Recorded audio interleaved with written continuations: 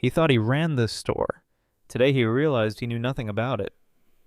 Robert Bob Thompson walked into store No. 47 wearing a plain brown uniform. His name tag read Rob New Hire. No one noticed him. Then he saw her. Emily Carter stood behind the register, tears falling onto the receipt in her hand. She didn't wipe them away. Her hands trembled as she scanned the items, blinking hard to keep going. Jason Miller, the store manager, leaned against the counter, arms crossed, smirking. Customers shifted uncomfortably. A woman whispered, "Why isn't he helping her?" A man lifted his phone to record. Emily's voice cracked as she forced out, "Have a nice day." Bob felt something tighten in his chest. He expected to see messy shelves, slow service, maybe a rude cashier, but not this. He came to check on his business. He never thought it would break his heart. Bob sat alone in his office. Morning light spilled across his desk. In front of him lay a single letter. The paper was wrinkled and stained. A small smudge blurred one line. It looked like a drop of water, or a tar. He read the words again. "If you really care, go to store number 47. Someone is about to break." Bob stared at the shaky handwriting. He imagined the person holding the pen, their hand trembling, their eyes wet. He closed his eyes for a moment, took a slow breath. The hum of the air conditioner filled the silent room. He thought about the spreadsheets on his screen, sales reports, profit forecasts. None of them showed pain like this. He opened his eyes. The letter was still there, waiting for him to decide. He wanted to believe his stores were fine, but these words said otherwise. Bob held the letter in his hands. A memory came back to him. He was 8 years old. Sitting in a small diner after school, his mother wore a faded blue apron. Her hair was tied back, wisps falling loose around her tired eyes. Her boss stood over her, yelling about a spilled coffee pot. His voice was loud and sharp. Other customers turned to watch. His mother stared at the floor. Her lips trembled, but she said nothing. Bob remembered the feeling, watching her shrink under those words, feeling small and helpless, angry that no one spoke up, angry that he was just a boy who could do nothing. He blinked, coming back to the letter in front of him. He had promised himself that day. If he ever had power, he would use it to listen, to see people, to protect them. Bob stood up from his desk. He knew where he needed to go. Emily Carter was 28 years old. She woke up at 4 a.m. every morning, packed her son's lunch, dropped him off at daycare by sunrise, then came here, store number 47. Today, her hair was pulled back into a loose ponytail. Dark strands framed her pale face. There were faint shadows under her eyes. The kind that don't go away with sleep. She stood behind the register, scanning item after item. Her hands moved quickly, almost on autopilot. When customers stepped up, she smiled. It was a tired smile, small and forced, but it was still a smile. "Good morning," she said to each person.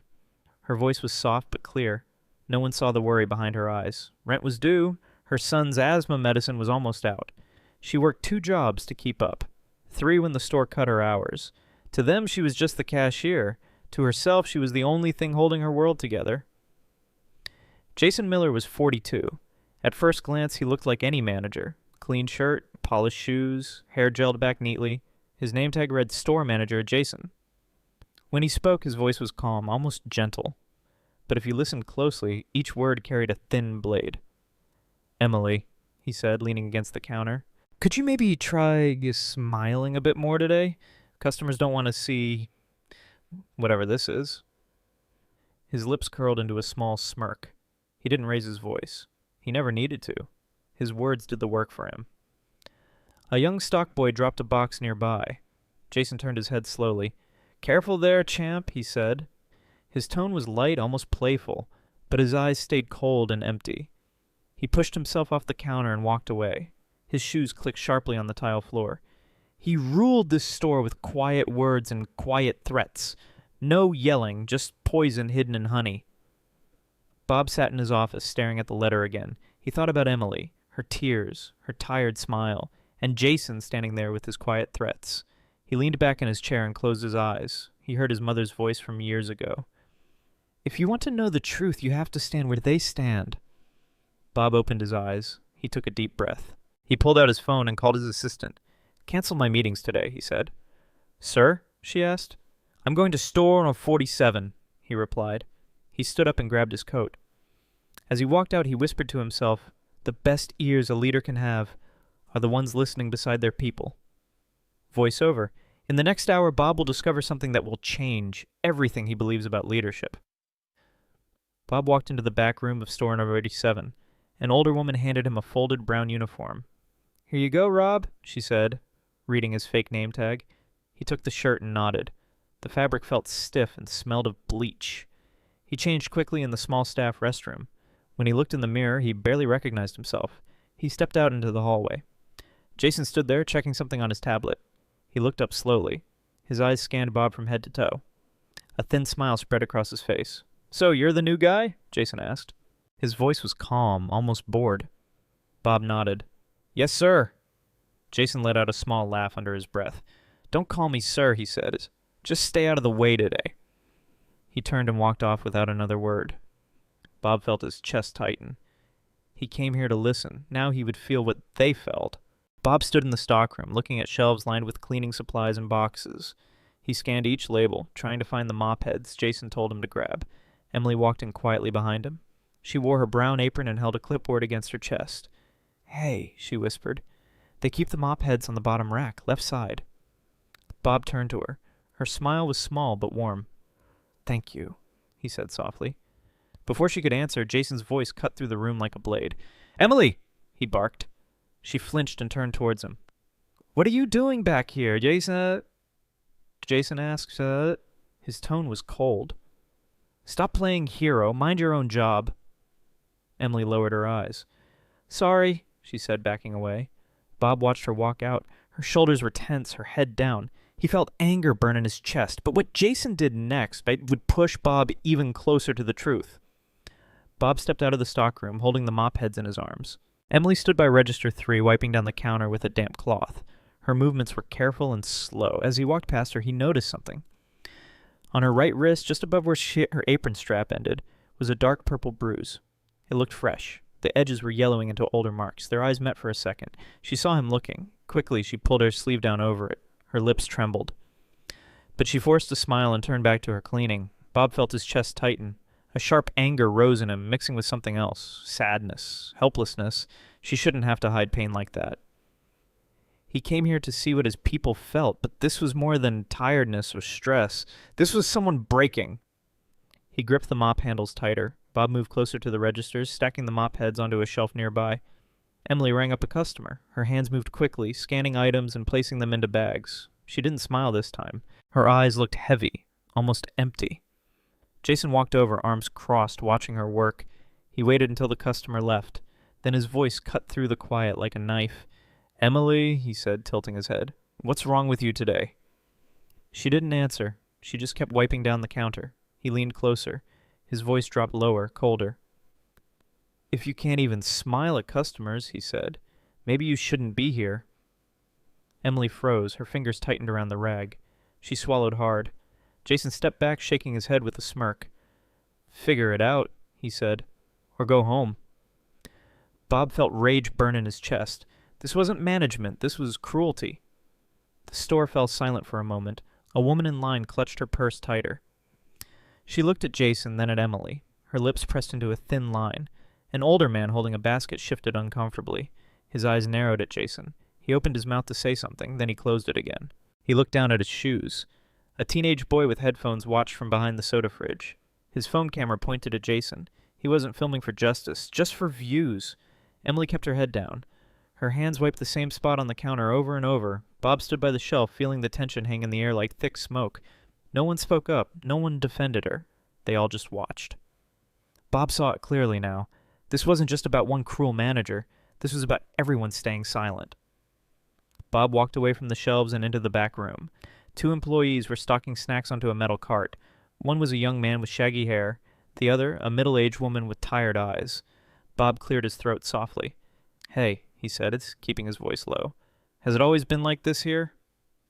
The young man paused, his hand hovering over a box of chips.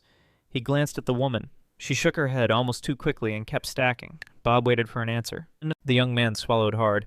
His eyes darted towards the security camera on the ceiling. Then he looked down at his shoes. I just work here," he mumbled. The woman didn't look up at all. Bob felt a familiar ache in his chest. He remembered his mother, eyes down, silent, afraid to lose everything. Fear keeps people quiet. Fear keeps them small. Bob knew that feeling too well. Bob walked back onto the sales floor. Emily was stocking gum and mints near the registers. Her eyes looked distant, her movements slow and careful. Jason appeared behind her. His footsteps were silent on the tile. He stood there for a moment watching her work. Then he cleared his throat loudly. "Emily," he said. His voice was calm but sharp. "The bathroom trash is overflowing." She turned to him, confused.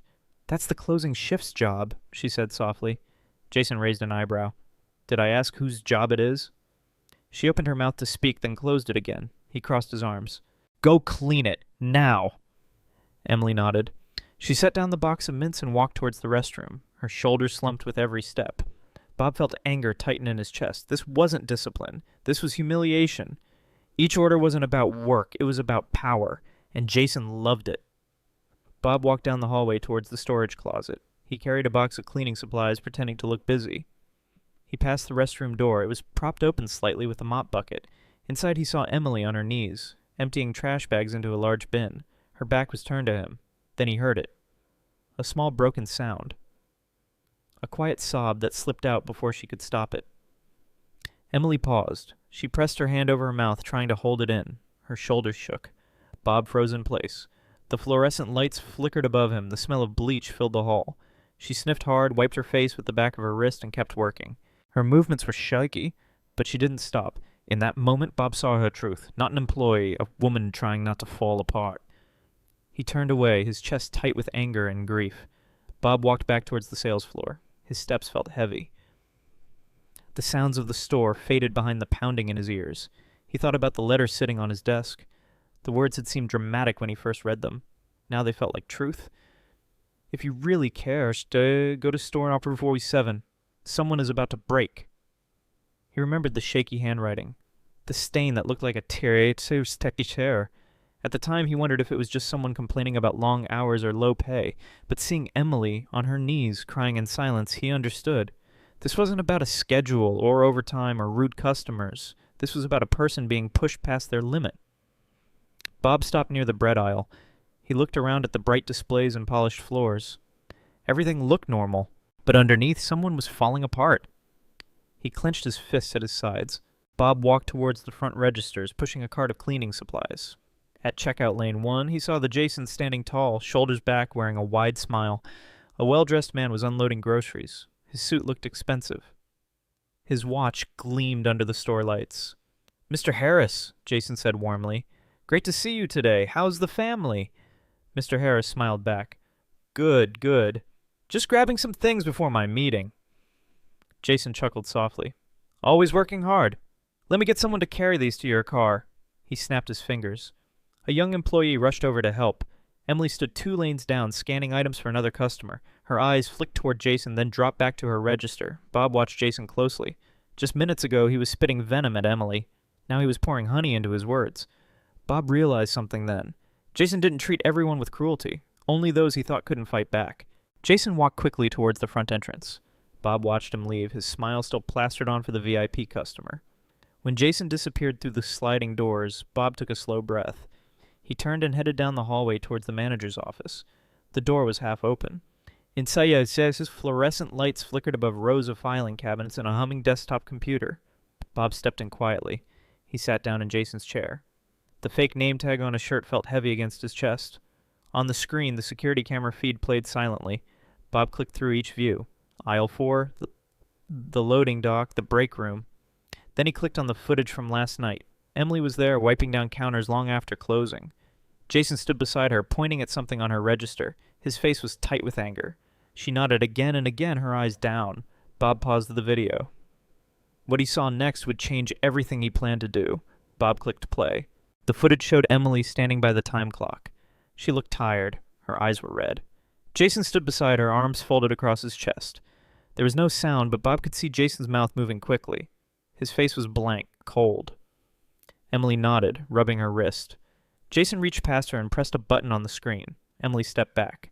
She stared at him, confused. Then she looked down at the time clock. Her shoulders dropped. Bob leaned closer to the monitor. He clicked to zoom in on the small display. The screen showed her shift hours being cut. 3 days next week. gone with a tap of Jason's finger. Emily turned away from him in the video. She wiped her cheek with the back of her hand before grabbing her bag to leave.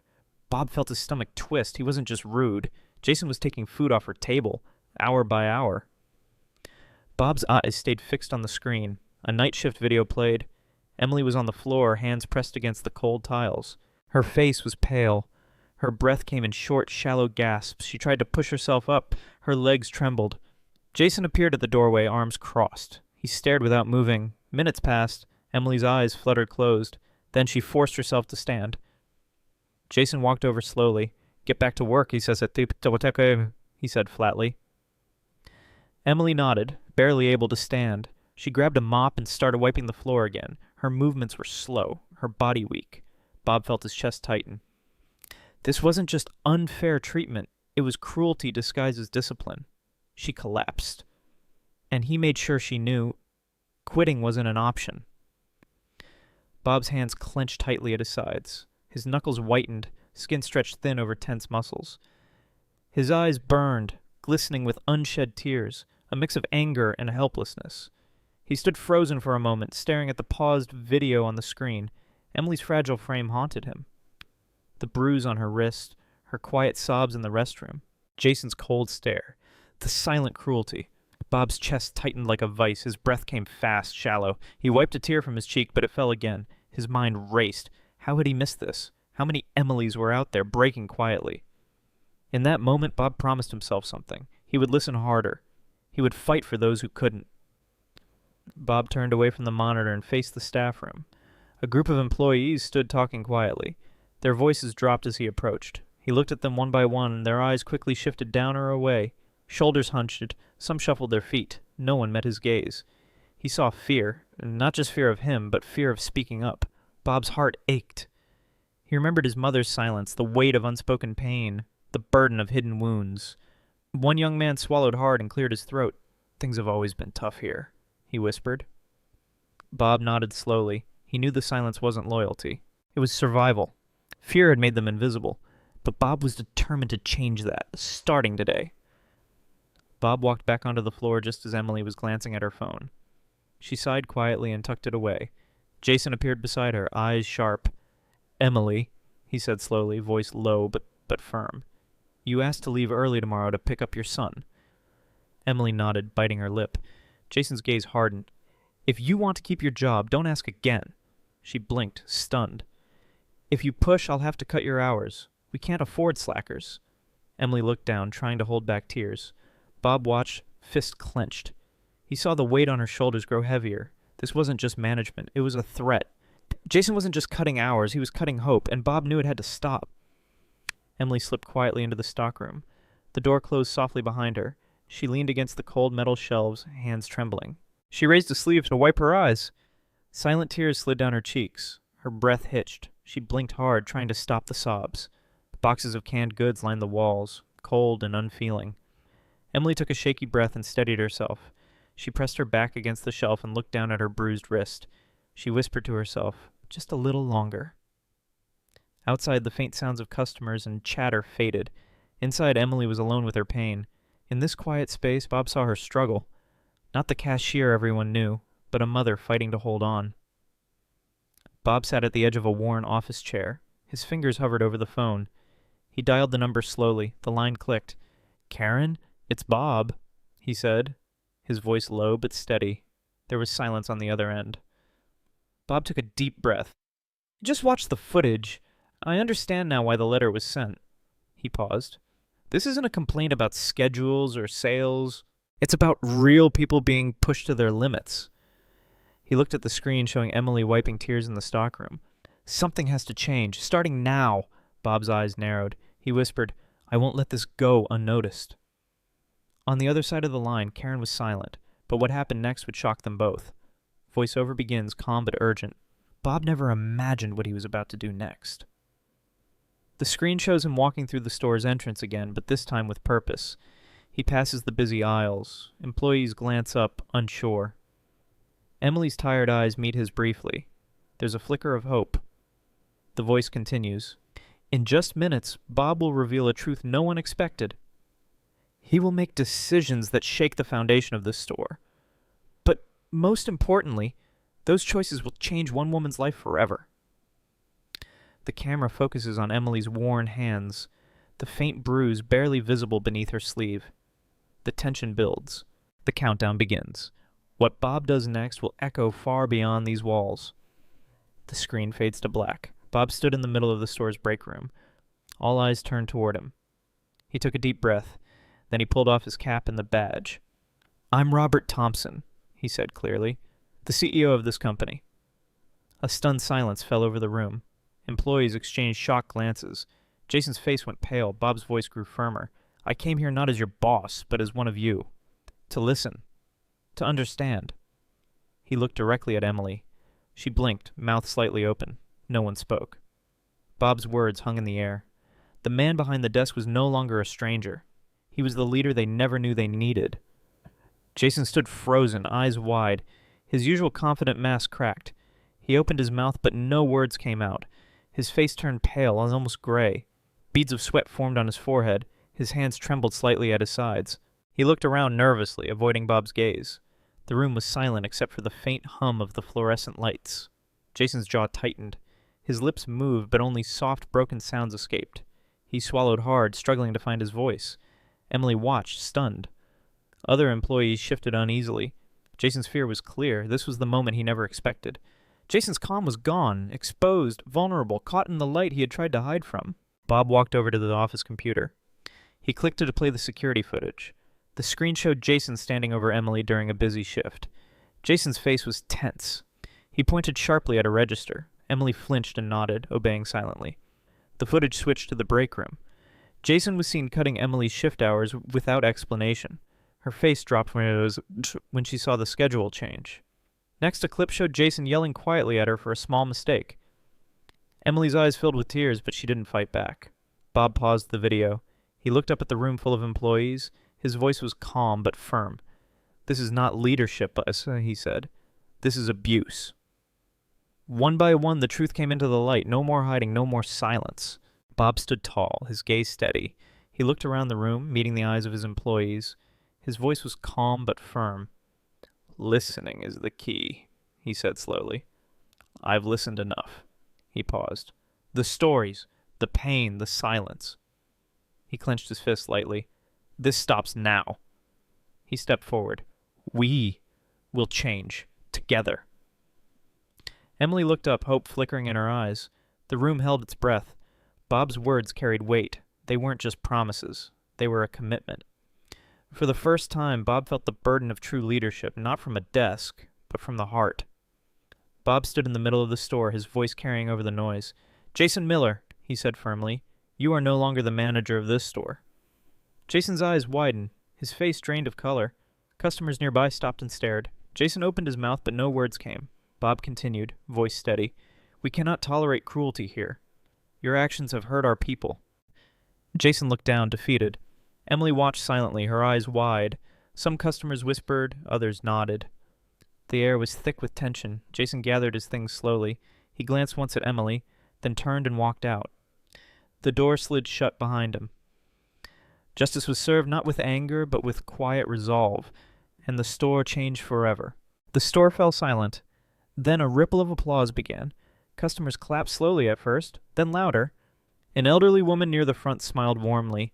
She leaned toward the person beside her and whispered, "Finally, someone stood up for that girl." Emily looked around, surprised. Tears welled in her eyes, but this time they were tears of relief. Bob caught her gaze and gave a small nod. The applause grew, filling the room. Voices spoke quietly but clearly. "We see you. You deserve better. You're not alone." The energy shifted. Hope replaced the fear. In their eyes, Bob saw what the true leadership meant, standing up for those who can't stand alone. Bob stepped forward, holding a small plaque.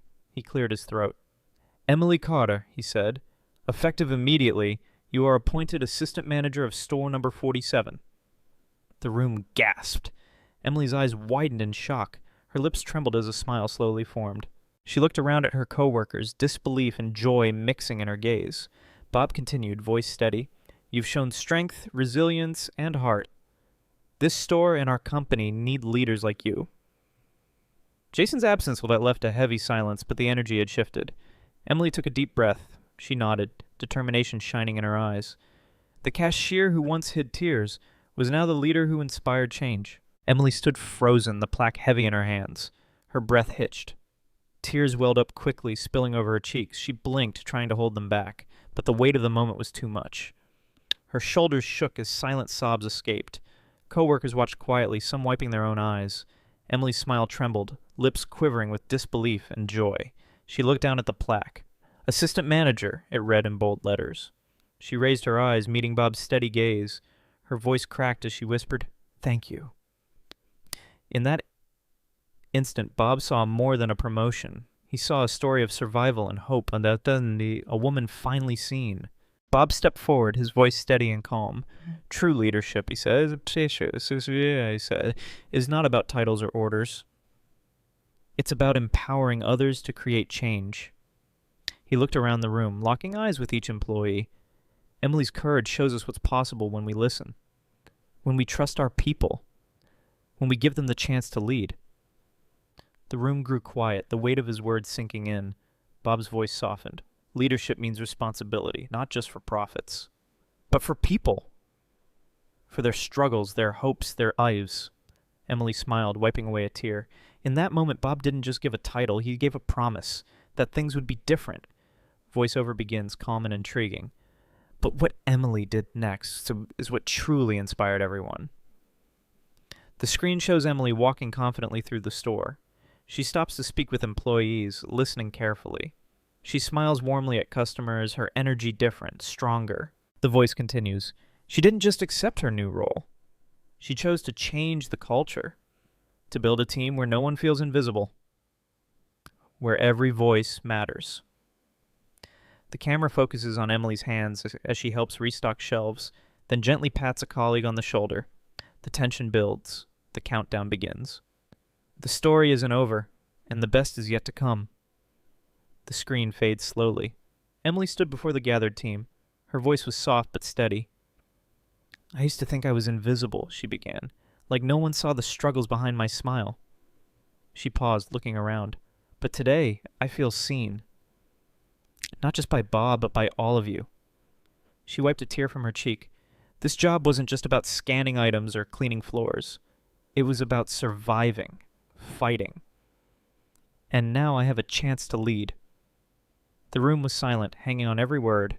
Emily smiled, a real smile this time. In her voice, Bob heard hope, the hope of someone finally being recognized, and the promise of change. Bob stood outside a small, worn-down house. Emily's hand trembled slightly as she unlocked the door. Inside, the room was humble. Simple furniture, faded curtains. Emily's mother sat at the kitchen table, knitting quietly. When she saw Emily, her eyes widened. Bob watched silently from the doorway. Emily took a deep breath. She smiled and said, "Mom, I have good news." Her mother looked up, hopeful but cautious. Emily's eyes sparkled with tears. "I'm now assistant manager." Her mother's hand shook as she dropped the knitting. Tears welled up. She reached out and held Emily's hand tightly. Bob felt the weight of the moment. This was more than a promotion. It was a lifeline, a promise kept. In the small kitchen, light filtered through the cracked window. Emily's mother's eyes welled with tears. She wrapped her arms tightly around Emily. Her body shook with silent sobs. Emily held her close, feeling the weight of years of struggle. The room was cramped and worn, but in that moment it felt full of hope. Emily's mother whispered, "I'm so proud of you." Emily wiped a tear from her own cheek. She thought of all the nights she stayed awake, worried about bills and her son, of the exhaustion, the fear, the loneliness. Now here she was, embraced, seen, supported. Bob watched quietly, his heart full. In their embrace, he saw the true cost and the true power of kindness, a moment both fragile and fierce. Bob stood before the team once more. His voice was calm but strong. "Listening is the key," he said. "It opens the door to understanding." He paused. "Empowerment brings change. Real leadership isn't just about making decisions from afar. It's about action. Action that lifts others up." He looked at Emily and the team. "We must lead with our hearts, not just our heads." The room was quiet, absorbing the weight of his words. Because leadership means responsibility. Responsibility to those who trust us. In that moment, the meaning of leadership was clear. It was more than power. It was care. Bob's voice softened but held strength. "Now it's your turn. Will you listen? Will you stand up? Or will you look the other way like Jason did? He paused, letting the question sink in. If you've ever seen injustice, if you've ever felt ignored, comment below. Say me too, because silence only helps those who harm, because change begins when we choose to act.